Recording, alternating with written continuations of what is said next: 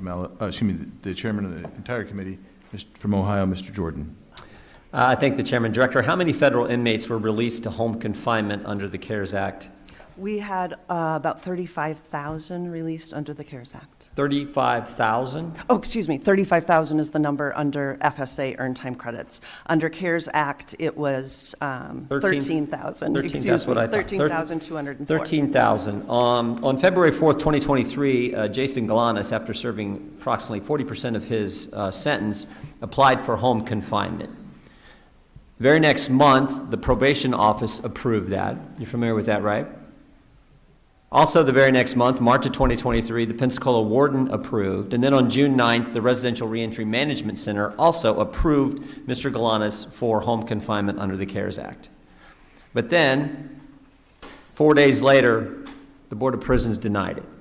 Who made the decision to deny that? The denial came out of the Residential Reentry Management Office. After they approved it, 4 days later, they changed their mind? So the chair and I spoke yesterday. I think there's some confusion around approvals and referrals. The warden has the ability to refer.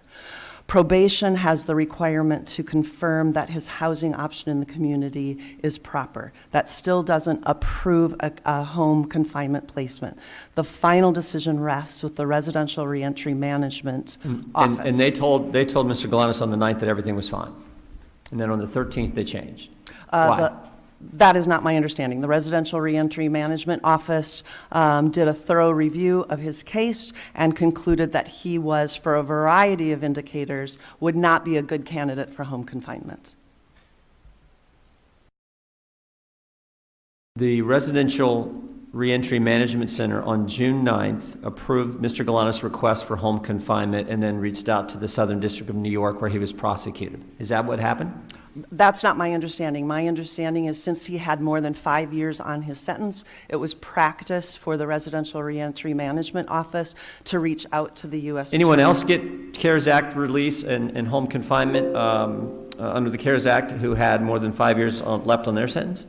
I can't answer that question. I can. David McMaster I did. can tell David you. McMaster did. In sentence for fraud, similar to Mr. Galanis, had a 188-month sentence and was given home confinement under the CARES Act.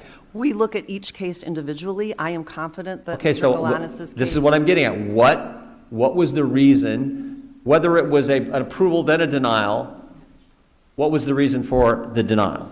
So it was a handful of reasons, and we look at the totality of the circumstances when we make When you say decisions. we, who ultimately makes the decisions? Does that rest with you? No, sir. I do not review these. Can you overrule it? This is the residential. Can you overrule what happens at the Residential Reentry Management Center? I have never overruled one of their decisions.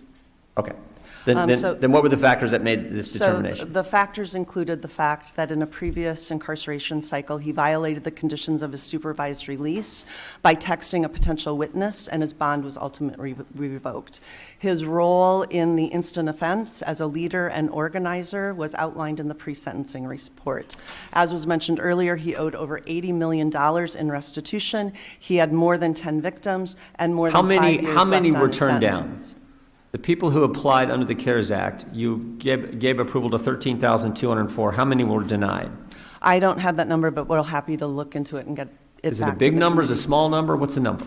You know, Congressman, I wouldn't venture a guess under oath. I will tell you that towards the end of CARES Act, the number of requests that came in, I'm told, tripled as the population learned that the CARES Act was expiring. So I know at the time of his request, the numbers were very high. Did the fact that the House Oversight Committee subpoenaed Mr. Galanis' business partner have any weight on the decision to deny his request? No. You're confident of that? I have no evidence to suggest that the Residential Reentry Management Office would have taken that into consideration. That would have been outside BOP policy. Because June 9th, they basically told him, okay, it looks good. June 13th, they deny it. Anything happened in between there that could have influenced the decision? Not that I am aware of. Well, that's when the subpoena was sent to his business partner on June 12th. We actually think that probably had some impact on the decision to deny his request. Given that other people, similar crime, similar sentence, were in fact approved, like Mr. McMaster. And you're saying that had nothing to do with it? Correct. And you don't know how many were turned down? No, but happy to find that number and get it back to you. In the Were committee. I mean, Mr. Galanis is nonviolent, his crime is nonviolent. Any people who were in for a violent offense were then given release under the CARES Act? Congressman, I am confident that Mr. Galanis's case was handled within existing BOP policy, and I am aware that any part of his application was denied other than the merits that I just described to you. Okay. Well, the timeline doesn't seem to add up to what you just described there. I yield back.